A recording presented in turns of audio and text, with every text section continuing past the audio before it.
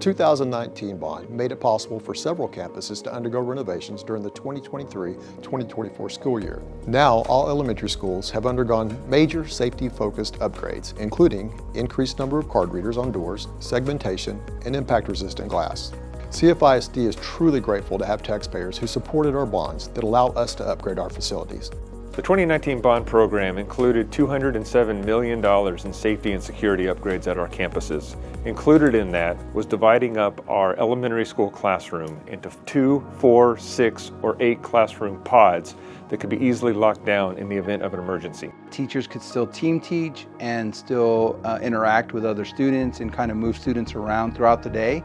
As of today, all elementary schools across the district now have segmentation, and they have doors and walls to protect them from intruders. The added safety features just bring a whole new level of peace to our families, our staff, our students. Our boys and girls, when they came in this morning, were so excited to see the new building with all the renovations, but all the walls.